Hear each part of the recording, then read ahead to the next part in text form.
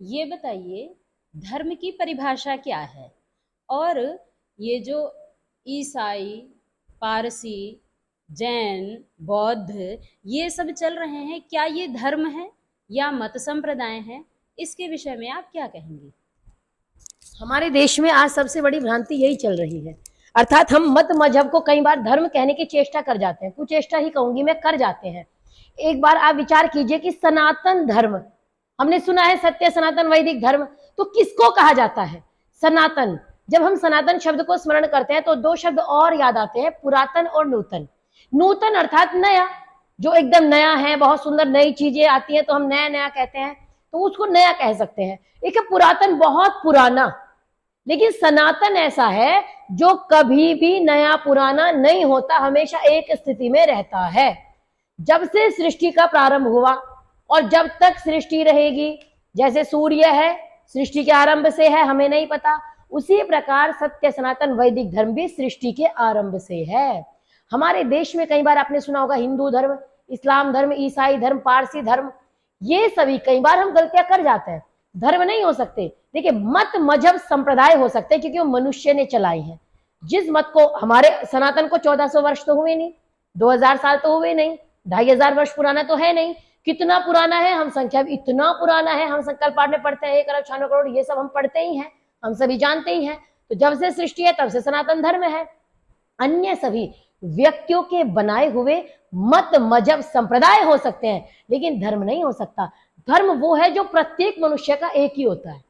जैसे आप विचार करके देखो कि धर्म किसे कहा जाए। क्या हिंदुओं का धर्म अलग है, इस्लाम का अलग है, मुस्लिमों का अलग है? नहीं, ऐसा नहीं हो सकता। धर्म जो होता है वो मनुष्य मात्र का होता है। जैसे महर्षि वेदव्यास की परिभाषा है, उन्होंने बहुत सुंदर कहा, श्रूयताम धर्म सर्वस्वम। आइए आप सभी धर्म का सर्वस्व सुनिए। श्रुत्वा चैवावधार्यताम आत्मनः प्रतिकूलानि परेशान न समाचरे। इतनी छोटी सी परिभाषा धर्म को परिभाषित कर देती है। उन्होंने कहा आत्मनः प्रतिकूलानि परेशान न समाचरे, जो आपको अपने लिए पसंद ना हो उसको कभी भी दूसरे के साथ ना करें। कितनी सुंदर परिभाषा है। अगर इतनी सी बात हमने धारण कर ली कि जो अपने लिए पसंद ना हो वो व्यवहार दूसरे के साथ ना करे, तो देश में कोई समस्या नहीं रहेगी, घरों में कोई झगड़ा नहीं रह जाएगा।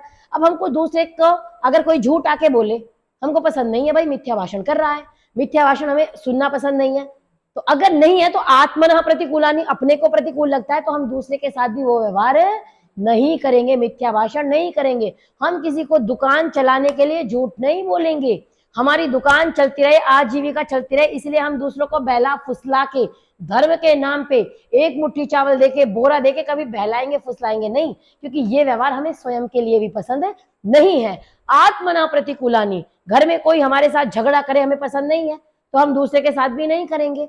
हम कभी नहीं चाहेंगे कि कोई किसी मजहब का नाम लेके हमारे ऊपर बम बन के फट जाए, तो स्वाभाविक है हम भी किसी के ऊपर बम बन के नहीं फटेंगे। तो देश में, राष्ट्र में, समाज में, परिवार में अगर शांति चाहिए, मनुष्य के जीवन में अगर शांति चाहिए, तो सर्वोत्तम उपाय ये है कि हम व्यक्ति को धर्म बताएं कि धर्म की परिभाषा क्या है।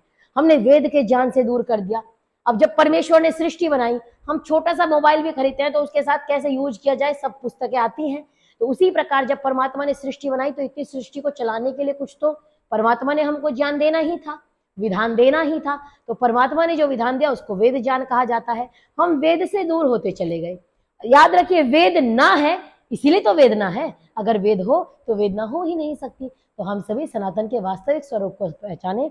अपने बिल्कुल सही प्रश्न किया डॉक्टर प्रतिजार्य जी कि अगर हम सभी मत मजहब संप्रदाय कह सकते हैं लेकिन इन सबको सनातन नहीं कह सकते, हम सभी सनातन वैदिक धर्मी हो जाएंगे, तो निश्चित रूप से समाज में एक क्रांति का सूत्रपात होगा और कोई भी हमें अज्ञान अंधकार में बहला फुसला नहीं पाएगा। आयुषी जी, एक प्रश्न का उत्तर दीजिए कि महिलाओं को शिक्षित क्यों होना चाहिए, और शिक्षित होने के साथ साथ महिलाओं को वेदाध्ययन क्यों करना चाहिए भी या नहीं? महिलाओं को शिक्षित क्यों होना चाहिए, इसका उत्तर मैं सत्यार प्रकाश से दूंगी। स्वामी जी लिखते हैं, मातृमान पितृमान आचार्यवान पुरुषो वेद। और मातृमान जो माँ जिसकी है उसको मातृमान नहीं कह दिया, उन्होंने वहां उसको परिभाषित करते हुए कहा, प्रशस्ता धार्मिकी विदुषी माता यस्य विद्यते सा मातृमान। जिसकी माँ धार्मिकी हो, जिसकी माँ विदुषी हो, उसको मातृमान कहा जाता है। हमारे समाज में एक मध्यकाल ऐसा आया जब स्त्रियों को अध्ययन से वंचित कर दिया गया। अब आप विचार करो, बालक की प्रथम गुरु माँ कहा जाता है, और प्रत्येक शास्त्र कहता है कि माँ का स्थान बहुत ऊंचा है। महाभारत में जब यक्ष से प्रश्न किए गए तब भी ये प्रसंग आता है, माँ का स्थान कितना ऊंचा है, तब भी ये चीजें क्लियर हुई। लेकिन उसके बाद उसको वंचित कर दिया गया।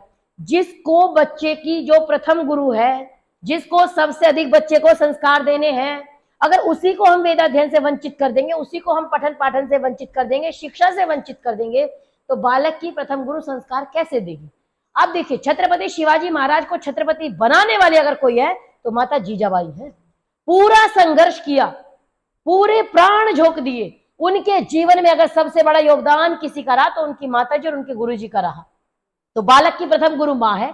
अगर माँ संस्कार अच्छे देगी तो बच्चा अच्छे संस्कारों में जिएगा और राष्ट्र के लिए अच्छा कार्य करेगा। लेकिन अगर माँ ही संस्कार नहीं देगी, अब माँ संस्कार कब देगी? अब माँ को शिक्षा का अधिकार मत दो, माँ को शास्त्र को पढ़ने का अधिकार मत दो। माँ तो शास्त्र पढ़ नहीं सकती, माँ ने तो कभी शास्त्र पढ़े नहीं, तो माँ को तो शास्त्र आते नहीं है। जब माँ को शास्त्र नहीं आते तो बच्चे को कैसे ज्ञान कराएंगी? और अगर नहीं आते तो वेद मंत्र तो सिखा नहीं सकती, उपनिषदों की कहानियां तो सुना नहीं सकती, तो फिर उनको गृह सूत्र इत्यादि नहीं बता सकती, तो फिर उनको क्या सिखाया जाएगा? फिर हमारे बच्चे दूसरों के यहीं जाके मत्था फोड़ेंगे। क्यों? क्योंकि हमने अपना नहीं बताया, अपना धर्म नहीं सिखाया, इसलिए तो विधर्मी आए और सिखा के चले गए।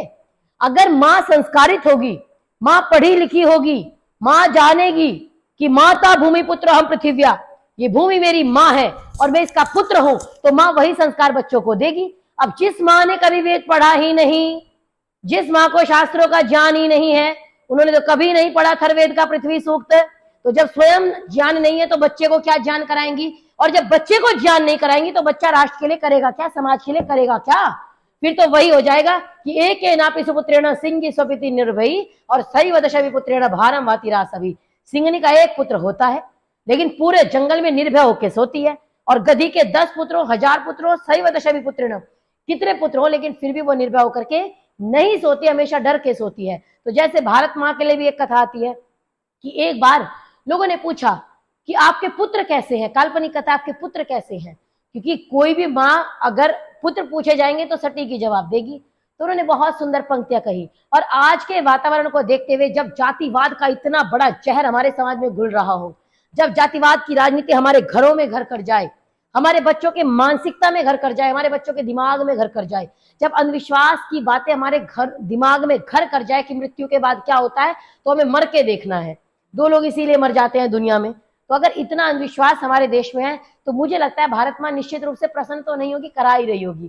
तो बहुत सुंदर किसी कवि की पंक्तियां हैं कि भारत माँ उत्तर देती है, मेरी दशो दिशाओं में भाले लटक रहे हैं, मेरी दशो दिशाओं में भाले लटक रहे हैं, और सुमन कहाँ, पग पग पर तीखे कांटे भटक रहे हैं। ए परदेसी मुझसे मेरा परिचय पूछते हो, ए परदेसी मुझसे मेरा परिचय पूछते हो, मैं माँ हूं ऐसे बेटों की जिसके बेटे दर दर भटक रहे हैं, मैं माँ हूं ऐसे बेटों की जिसके बेटे दर दर भटक रहे हैं।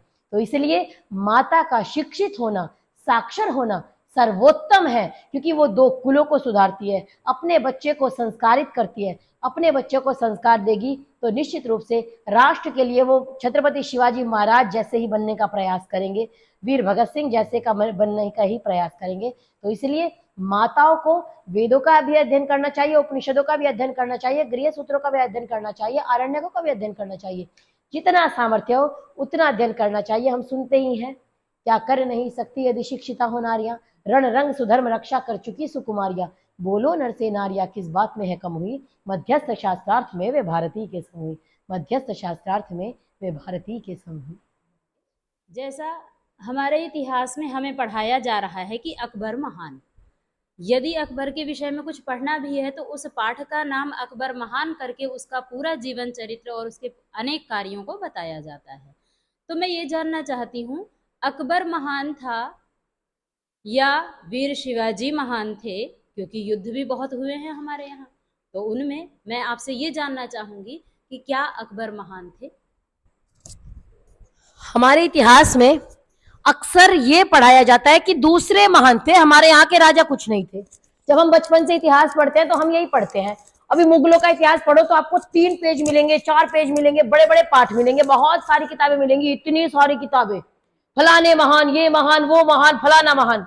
मैं कहती हूँ अकबर महान या शैतान, ये विचार करने की आवश्यकता है। लेकिन जो शैतान होना चाहिए था उसको महान कह दिया, और एकमात्र दुनिया का देश है जहां हम दुष्टों को महान कहते हैं। आप विचार करो, अकबर महान था तो महाराणा प्रताप कौन थे? अगर अकबर महान है तो अपनी मातृभूमि के लिए घास की रोटी खा करके निरंतर संघर्ष करने वाले महाराणा प्रताप कौन थे? और अगर दोनों महान थे, अकबर भी महान, महाराणा प्रताप भी महान, तो दो महान लोग लड़े क्यों? ये विचार करने की आवश्यकता है। और अगर महाराणा प्रताप को महान कह देंगे, जी महाराणा प्रताप महान थे, तो फिर अकबर महान कैसे हो गया? तो मैं इससे यही निष्कर्ष निकाल सकती हूँ कि जिसको दूसरे की गुलामी करने की आदत पड़ जाती है उसके खून में गुलामी आ जाती है। और जो शारीरिक गुलाम होता है उसको आप स्वतंत्र करा सकते हो, लेकिन जो मानसिक गुलाम हो गया उसको आप कभी भी स्वतंत्र नहीं करा सकते, वो हमेशा गुलाम ही रहेगा। आप विचार करो, जो अपने देश के लिए लड़ रहे थे, जिन्होंने हमेशा संघर्ष किया अपने देश के लिए, चेतक की कहानी हम सुनते हैं, महाराणा प्रताप की कहानियां सुन के हम लोग बड़े हुए हैं, आज उनको कहा जाता है अकबर महान। किसी भी छोटे से बच्चे से आप प्रश्न कीजिए अकबर कौन, तो अकबर महान, पहला उत्तर यही होता है। बहुत सहिष्णु था, बड़ा अच्छा था। मीना बाजार क्या था? किरणमयी ने एक दिन नौरोजी मेले में अकबर का गुरूर तोड़ा शान से अकेले में, तो कितनी प्यारी गीत की पंक्तियां हैं। तो इसका मतलब मीना बाजार क्या था महिलाओं के लिए? तो मैं कहती हूं कि जो दूसरे की भूमि पर कब्जा करना जानता है, जो दूसरे की स्त्री को वस्तु की दृष्टि से देखता है, निश्चित रूप से वो व्यक्ति महान नहीं हो सकता, शैतान तो हो सकता है। और इसलिए अगर हम अपने देश के लोगों को सही इतिहास पढ़ाएंगे, सही बातें बताएंगे, कम से कम नॉलेज तो होनी चाहिए। पुरुषोत्तम नागेश ओक ने बड़े अच्छी अच्छी किताबें लिखी हैं, उसमें लिखते हैं क्या अकबर महान था, बहुत सुंदर पुस्तक है। मैं कहती हूँ सबको पढ़नी अवश्य चाहिए, क्योंकि अपने इतिहास को नहीं पढ़ेंगे तो जो जाति, जो समाज, जो राष्ट्र अपने इतिहास को स्मरण नहीं रखता वो समाज मिट जाया करता है। तो हम सभी को अपना इतिहास स्मरण रखना चाहिए और पढ़ना चाहिए कि ऐसे ऐसे लोग जिन्होंने हमारे देश की रक्षा के लिए सर कटा दिया, तो उनके बलिदान को हम सभी ना भूले, कम से कम याद तो करें, स्मरण तो करें कि उन्होंने इतना किया। हम सूर्य नहीं बन सकते, लेकिन दीपक बनने का प्रयास तो कर ही सकते हैं। तो अकबर महान नहीं, अकबर शैतान।